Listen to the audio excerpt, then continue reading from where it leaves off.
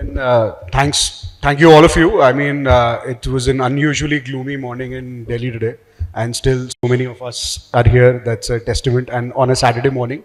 So thanks a lot for that. So yeah, we'll kind of kickstart. So the ethical marketer, that's a topic. At least I'm personally very passionate about. I kind of volunteered for it, and if we have 100+ marketers in this room, if I ask what is ethical marketing, what's your take? I'm going to get 100 different answers just to get that understanding. What does it mean to you? Because it will mean different things to different people. And we are going to just take this panel and take this time to just evaluate and to discuss, debate that, okay, what exactly is ethical marketing? How are we going to go about it? How is it being driven? Is it driven by the management? Is it driven by the consumer? Is it being driven by the employees? And then, the future aspects of it, what we have done, how we are going about it. So I have a very rich and esteemed panel here, rich with experience. And so I'm just going to throw the question to you guys. So what in your definition or in your mindset is ethical marketing to you? How are you currently tackling it and how are you going about it? So, anything. All right. Great. I think, like you said, Raghav, ethical marketing is something that's a very broad topic and may mean different things to different people. But I think just to summarize in few broad categories, I think it definitely encompasses sustainability. It encompasses social responsibility. It encompasses transparency, authenticity, that we are able to communicate, about the organization's products out to the consumers. But I think where is it driven from? Like you said, right? I mean, that's another question that you had. And I think it's important that the business drives these aspects. Otherwise, if you don't have that as a business, there's no way that a marketer can communicate that. And I think communicating something which is not there, it's in itself is unethical, right? So I think it stems from the organization's desire to be ethical, for the organization's desire to be socially responsible, sustainable, transparent. And I think as the organizations builds those principles into everything that they do, whether it is their products, whether it is their services, or it is their employee policies, that is where as marketers, we can communicate that to consumers and take it to consumers. And of course, it's a philosophy that has to cut across. It's a mindset that has to cut across functions. Marketing definitely will be the one that takes it out to consumers and communicates that. But the mindset has to be something that cuts across the organization, is a core aspect of the business. And that's how the marketers will be able to take it across. Yeah.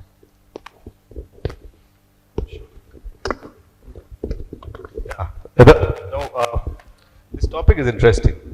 So first of all, it's about who defines what's ethical, right? Is a point that I was thinking. And why is it all of a sudden become so important is today's marketing world that it takes a topic, right?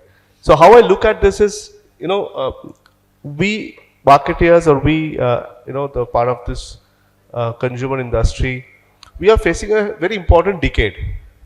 I think 100 years back, this world has seen a big change where we have seen industrial revolution, right? Where there was a problem called speed, how fast we can make things we need. And that problem was solved 100 years back. What happened after that is the entire industry was changed, right? We saw all new companies come in. The East India companies of the world went away and we had new companies which built on a different way, right? New ideas, new thoughts, classical economics played the way, supply creates its own demand. Keynesian came much later, right? At the start of this century, something happened. Another problem got solved, which was distance. Now we are very close to everyone, right? The distance is gone. So that's what's happening. You can see all the old companies again going away. We have new ones. If you see the top 10, they're all made 10 years back, 15 years back. Because supply again creates its own demand. And with this transitional world, right, to define what's ethical, I think without a standard norm, it's about if you can go in front of a mirror and see your face and look at it, it's ethical, right? So it's very subjective to be ethical. while you can put up environment, transparency, sustainability, these are all relative terms, right? So I would rather say, can we create a world of standardizations, ethical standards, so that we can go by it. But at this point in time, I think it's quite wide open. It's upon us to decide what and how we should do, right? Because at the end of the day, we might be leading one brand, but apart from our brand, we are a consumer to everyone else in this country. So we are all same. It's not that we are different or we have, right? So all of us are consumers, all of us are facing this challenge, and all of us need to sort this out. So that's what, when I was coming with one of our colleague, and I asked him, he's a fresher, he just joined us from one of the premier management institutes. I said, what do you think about ethical marketing? Why do you need it? So he said a very interesting thing, that we need it because we need to do it. I said, why? Why do you need ethical marketing? He said, so what? You will put a gun on someone's head and say, you buy it. I said, yeah, what's the problem? He said a very interesting thing. He said, no, if you do that, you will not live for long. They will not keep buying you, right? So it's not for the consumers, it's for yourself. You have to be ethical, right? And that's a very interesting thing. Thanks, Adnan. It was a very interesting point of view. And I think that's where ethical I look at. So it's a way of living. It's going through a transition because of new norms, and we have a lot to do. That's where I am. Interesting perspective. Coming to how we manage, so the question he raised was, what is ethical and how do we manage? I think I will put it into three buckets. First is the governance. I think today if you look at the financial statement, the quarterly results, ethical things, the sustainability is becoming an important part of it. 10 years back, maybe even 2% of the financial statement which come at the end of the results would not have a para even on sustainability. Today, all the companies would have one P&L but two paras on a sustainability. So one is the pressure coming from the stakeholders purely on the board, whether who manages, how managers will come to it, but clearly there is enough pressure from the board to have sustainability in your balance sheet. So that's point number one, is the first bucket. The second bucket is the regulations. So company do sign and they have their own internal CSR KPIs, whether it's internal or for the customers, I will come again to it. But clearly there is a regulation, you sign a UN charter, you sign something relevant to any country, the plastics, the EVs, policy, the guidelines, and you become a part of those regulations. How nicely you do it, how much is it for the consumers? Again, a point. So these two frameworks is clearly driven by what's internal, which is your own governance, and external, which is regulations. Most important as marketeers is what we call is now ethical consumerism. Whether it is coming or not, maybe I'll finish with you and then I will come back. But I think that's where the key is for us as marketers, and I'll come back to on ethical consumerism a bit later. So super interesting perspectives, and I was thinking to myself whether it's just the coinage of the term that we've done now, and is it something that's always existed? And for me, ethical marketing has taken different shape and form over the years. I think if I look back to 50 years, and I worked on the brand Parachute for a few years, I think the problem it solved about 30, 40 years back when it launched was that of impurity in products. And impurity in product at that point in time used to be such a big challenge, right? And was that ethical marketing at that point in time to take a stand and to solve a real need by doing the right thing? Absolutely yes. I think as we've evolved, as the consumer has pushed us more, as the society has pushed us more, as there's more voice that we have today through social media and greater conversation, the dimensionalization of ethical marketing is now changing. We're talking a lot more about sustainability because that's what's happening around in the environment for us, right? 20 years later, this might be as basic as it would get, and we'd move to another challenge basis what the environment presents to us. So I think as the fundamental discipline of marketing, marketers have always, or businesses have always tried to solve something which is a real world problem in an ethical manner to derive business results. To me, the manifestation of it has been changing over the last few years. And it's most successful, in my view, when ethical marketing along with profit comes together. Because otherwise it's just honestly a page in the annual reports versus genuinely the business or the company doing something about it. So yeah, that's my view.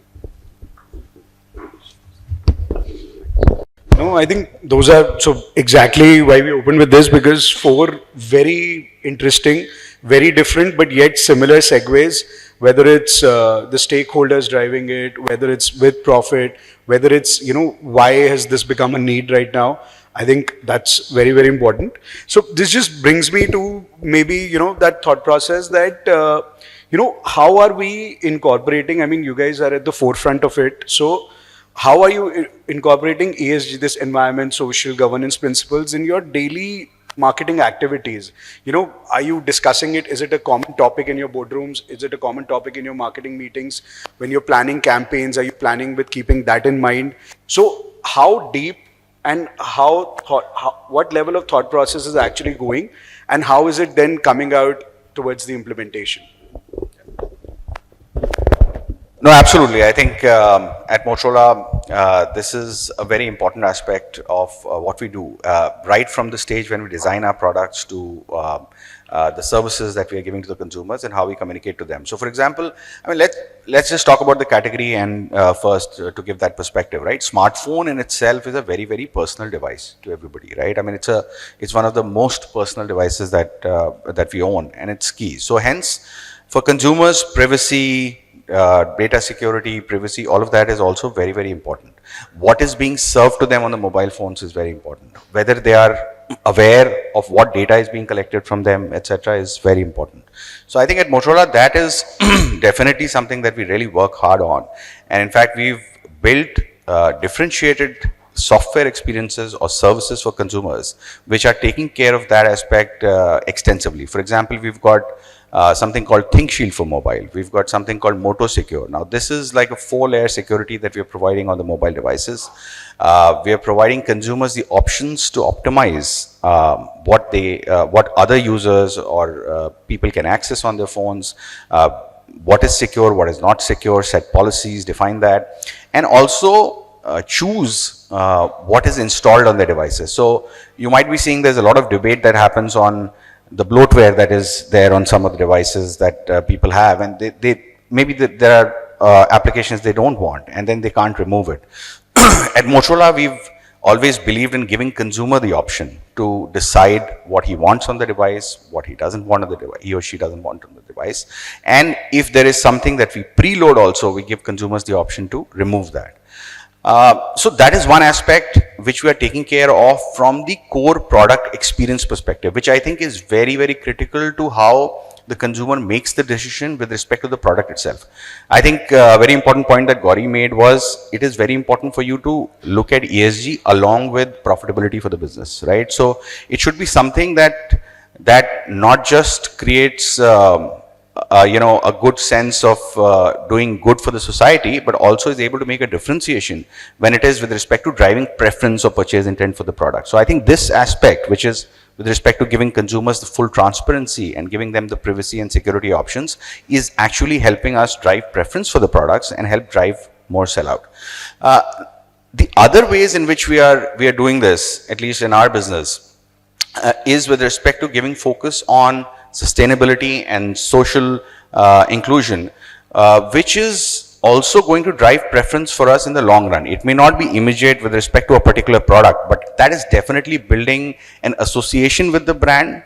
And the Gen Z, at least what we are seeing today, has a strong preference for brands that are showcasing responsibilities beyond just product experiences. And hence, over a long period of time, if you build that association, it helps. Now, just to give a couple of examples with respect to that, when it comes to sustainabilities, we've moved to eco-packaging and reducing single-use plastics. So we are using 60% of recycled materials in our packaging, which is reducing the carbon footprint. We are also incorporating that in our product design, in ensuring that we use recyclable materials in our supply chain. We are looking at various ways in which we reduce the carbon footprint. Packaging is one of those. Now, again, I think like people said, it depends. What is what is the optimal, right? So there are some brands who've decided to remove charges in the name of ESG. A lot of consumers don't like that, right? At Motorola, we've not done that, but what we have done is reduce the plastic in the entire packaging. We've looked at the entire product design, reducing the use of plastic and increasing recyclability. And while we're giving the charges, we're giving Type-C charges, which can be used across devices. The last but not the least, I would say, is something that we are doing for social inclusion, right? Most recently, we actually, so this is an initiative we are doing at a global level, which is, protecting endangered languages, right? And this we are doing in partnership with UNESCO. We're actually taking endangered languages that are spoken or written across the world and putting that in our smartphone experience. So the smartphone UI supports that. So for India, earlier last year, we supported 2 indigenous languages, which is Kuvi and Kangri. And these are spoken by about 1 million plus people across India, but still a very endangered language. And we enabled that in our smartphones. Now, this is pure play social inclusion. And this is something that we're doing to ensure that we're doing something which actually is good for the society from a prevention of culture, from preservation of culture perspective. And we truly believe that this makes a difference when it comes to the overall brand ethos and how consumers perceive the brand. So these are some ways in which we are sort of living the talk that we do on ESG. We'll hand it over to the rest for. Thank you so much. It's a very interesting question, right? That how does it apply to your business? It's like when we were kids, my parents used to say honesty is the best policy, right? So being ethical, I represent a healthcare company, a very sensitive space, right? And if you know Apollo 247 and Apollo hospitals, it believes on health data more than anyone else in the world, we can probably say, because this entire group is built on a data lake, which actually has the depth of data of over 90 million Indians. And we know about their health much more than their family member knows about it, or himself knows about it, and attached from that, right? Now, it is our only way of living, because we believe that we are responsible for it. We have been doing it for 40 years, and we have the responsibility of making sure that it is not leveraged wrongly, and people trust us. So, ethical way of doing things is a way of living. It will always be there, right? So let me take some examples. How do we use these data for the betterment of the world and stay ethical, right? So when COVID just hit us around the 20th of March 2020, so Shobna Kamineni, she's our chairman, and she called me one day in the morning at about 5 o'clock and said, what are you doing? It was around 7th of March. And we were setting this company up in Hyderabad. So me and Vijay, our CEO, used to stay in a guest house, and she called him at 5 o'clock. He said, get up. It's a Paytm moment for us. I said, what does it mean? He said, it's a pandemic. It just got decided it's a pandemic. You know what the impact of it is. One guy in Kerala having COVID, what is the big deal about it? He said, just come and see me at 6 o'clock. I said, okay. And she cycles in the morning. So she cycled from Masaptang to Banjara Hill, and she came to our guest house and she sat with us and she said that I need to create a COVID scanner. Get into the database, get your analytics guy. I want to make sure that we create something that people uses it to see how much risk they have, right? And I don't know if you all remember, but when just COVID came, we had a COVID scanner from Apollo. It got 15 million people used it. In the initial days, it has to answer a few questions. It was scientifically done. Now, we have used health data. We have used health data to do that. But did that help mankind? Did that help everyone? It helped, right? Government himself took, various government approached us and said, we need to put this in our apps and our webs. Right? So, different ways to use data and things. What we can also do is we can take the data of some person and saying that, hey, you have got this ailment. I am pushing you this product. That's also our way of using the data. Now, what stops us from doing one and letting doing us? It's a nucleus of the company. So let me give an example of us. How does it work, right? So every Friday we have a business review meeting. Every Friday when we do that, so in between that, first 10 minutes, we actually have to give a thing that how many lives we saved this week. And people actually has to prepare and case studies and say that 10 minutes, how many lives you saved this week. It's simple. And that's one of the currency on which everything is measured. Because if you are not saving lives, then you don't have reason to exist in this world, right? So, what I feel is that we can keep on speaking and giving examples, but to me, ethical marketing or honesty in your life, these are core. These are absolutely center of your existence, right? So that's what I said. You should be able to look at the mirror and look at your eyes and say, I'm doing good, right? Because it's at the core of you, and that's what we see. That's how we practice in Apollo. In Apollo, if we have to choose between profit and saving lives, no one blinks. No one blinks even for a second.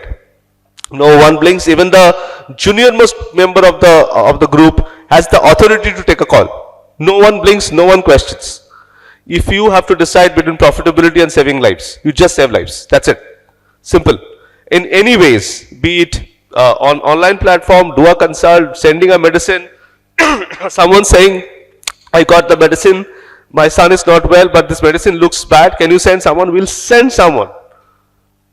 Few days back, just one small example, a couple of days back I was in office, I got a call from someone from DLF Cyber City.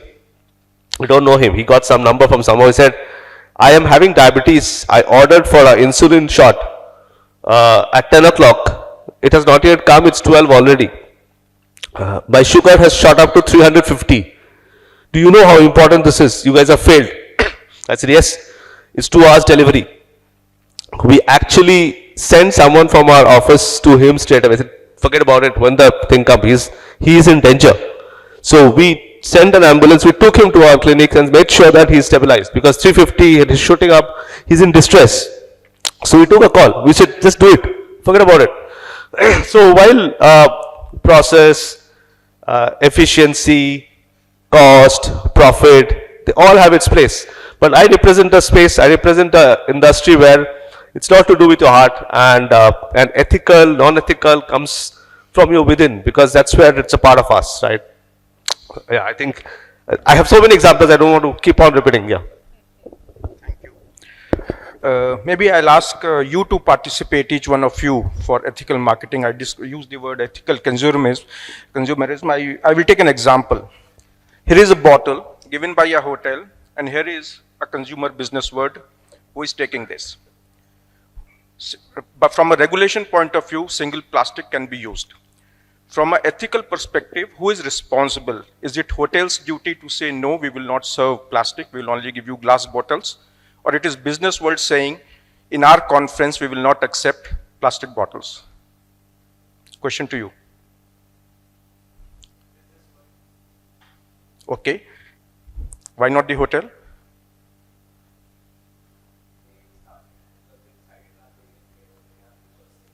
Correct. So this is the question. She said, does it suit the business? First, for the hotel, if they insist that, or they say that it would be glass bottles in my hotel, it might cost a couple of lakhs every month to have this ecosystem of serving water in a glass bottle. They could have asked business world, we will charge you 10,000 rupees more and we can serve you a glass bottle. Correct? So what does a consumer decide? This is where the ethical consumerism come. So it's not whether the hotel is right or whether the business world is right. That's one example. Let's take an example of yourself, each one of you. You book a taxi going back to the house. There is an EV car which is showing half an hour late, and there is a petrol car which is immediately available. Whom you will book? Exactly. So this is where exactly the marketer's role come. Correct?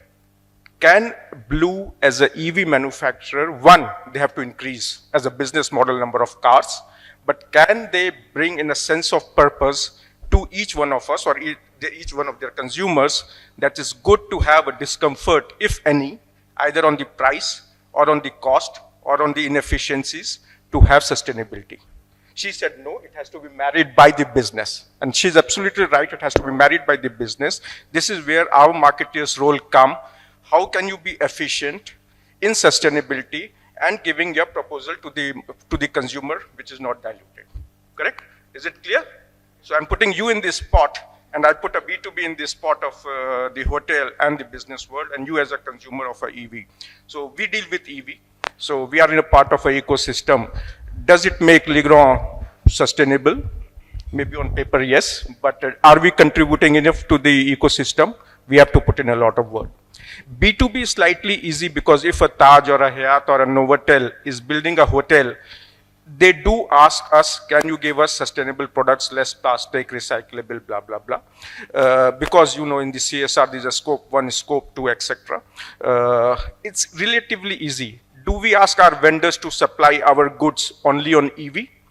They say, yes, we can do it, but it will be a bit costly. What does the CEO do to its vendor when the vendor says, we are building up a EV fleet, we need some money, some funds. Can the company, Legrand, support its vendors to make their fleet 100% EV? Correct? So these are the questions which we need to ask when we look at ethic on a sustainability basis. I think the challenge is on both sides, on the consumer sides, on the marketer sides, and on the company sides. This is where I think the compliance and the shareholders are right to push the companies. Now it's up to the company to decide whether it's on the paper or they actually do it. But somewhere if we engage a customer in a truly honest fashion, the consumer will get engaged and they know there would be some hardship in it. So I think that's my take on ethical consumers. That was a bit of a dig on me as well, but but nevertheless.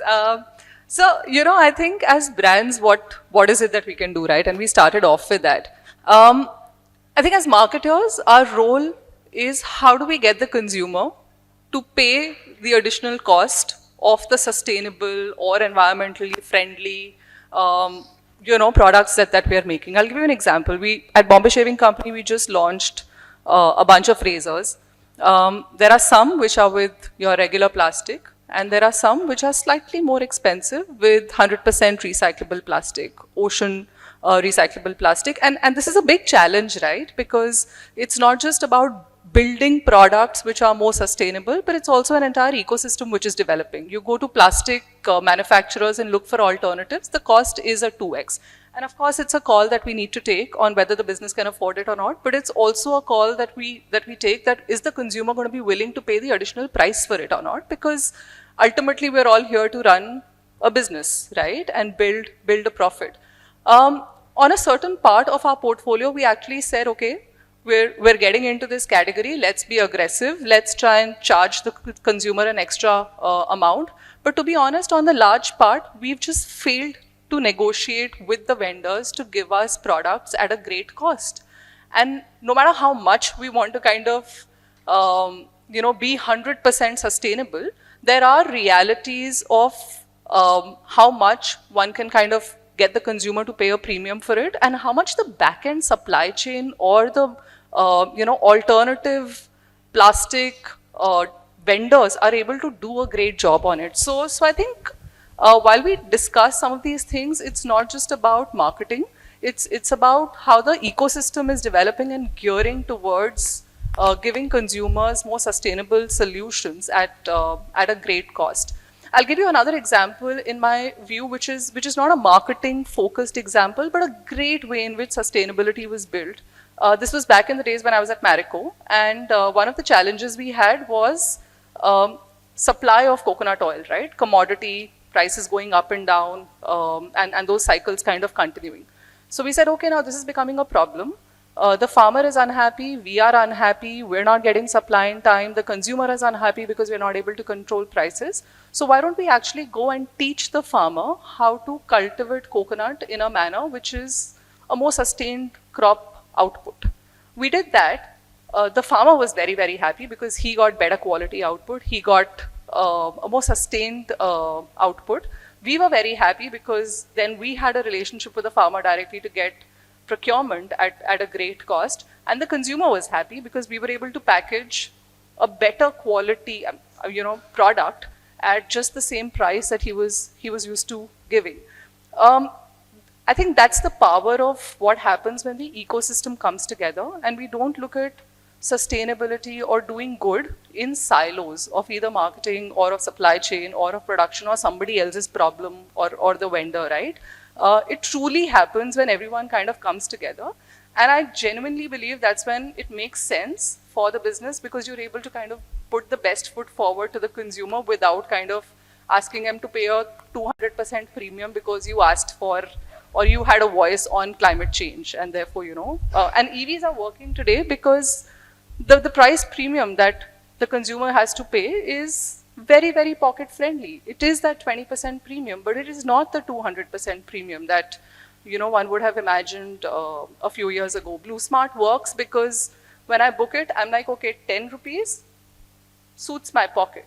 But if it was 2x the premium, I'd say, boss, मतलब मेरे को भी तो अपना घर चलाना है, थोड़ी मैं 2x amount देके I will keep booking a taxi. So I think that realism is important to have, and I think it's gradually getting built as the full ecosystem is getting more aware of how we can take these solutions to the consumer.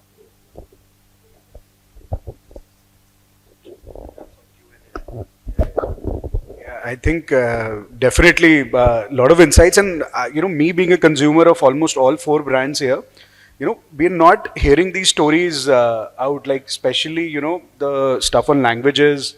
I mean, Apollo starting meetings, how many lives have we saved? But I don't think we as consumers know these at front. So probably, I don't know, someone needs to communicate these at much larger forums, and with sustainable packaging and putting ourselves in the spot. I think very, very important. But ultimately, I think the theme that at least I could take out of was this: there's no such thing as ethical marketing. Maybe there is ethical business. That if your business ethics are right, marketing will naturally flow to that front. Cool. I think we're entering our last 1 minute. I mean, we had a lot more to discuss, but I'm going to take a stab, this thing at one of the things you said. Otherwise, it all becomes about marketing campaigns in which you're going out and planting trees at 5 places and then saying we support plantation of trees, right? That's really not ethical marketing, and I think we need to stop fooling ourselves at marketers that's something that's making a difference to the world. okay, guys, before we wrap up, any questions from the floor? Anything you would like to ask these guys, everyone? Any ethical questions in anyone's mind? Anything? Cool. I think if there's nothing, any closing words from anyone? No, I'll just echo what Shruti mentioned. I think it's very important for us to, as businesses and as marketers, to find the right balance in what we offer to the consumers. While consumers will be willing to pay a premium, they will not pay exorbitant premiums. And secondly, I think another factor is that the ecosystem of recyclable materials is still evolving. So the quality or the durability of the materials may not be the same as the materials that we use currently. So for example, the frames, the metal frames, the plastic frames that we use in our smartphones, while there are options available, one is the cost optimized, second is it the same quality, the same premium look and feel that they expect. I think both the things have to be addressed for the adoption to grow significantly. Yeah. I think as a closing remark, this is, I think I was speaking too much philosophy today, but this is an era where the challenge is not scarcity, right? It's a challenge of abundance. Now, I think that will bring ethical, right? Because the amount of transparency or the information that gets shared and everyone consuming, no way you cannot be unethical. You will not be able to do it, right? And so I think it's a way of life, and we should, as all of us, facilitate more and more sharing of information. But at the same time, I think we all marketers has a role here to play to make sure we educate our consumers as to how they should manage their data, how they should manage what they want to share. Because while we are all consumers, that's a big challenge I see, because there's a knowledge gap. With the new change in the way we are doing things, so much of social media things and all, we shall also invest, apart from planting trees, putting plastics. We all have families, we all have friends. It's very important for us to actually focus towards teaching people how to deal with this new world, right? And that's another way of looking at things from my perspective. I think how we consume is becoming sustainable. I think that's a irreversible process was already started. We as marketers can fast track it, build some accountability to it, and bring some credibility to it. But I think this process has started as to how anybody is consuming whatever is becoming sustainable for sure. I think it's just a beautiful place to be because there are consumers pushing us as companies more, there are communities pushing us more, there are stakeholders pushing us more, and I think all of this will take us all to a far better place in terms of both sustainability and being ethical. And for all of us sitting here, I think charity begins at home. We should ask ourselves how strongly we believe about the age-old Indian practices of eating in the steel ka thali or drinking chai in the kulhad versus the plastic cups that become so convenient for us every day. Because I think all of these steps make a huge difference, both to the larger sustainability and how we kind of contribute to it every single day.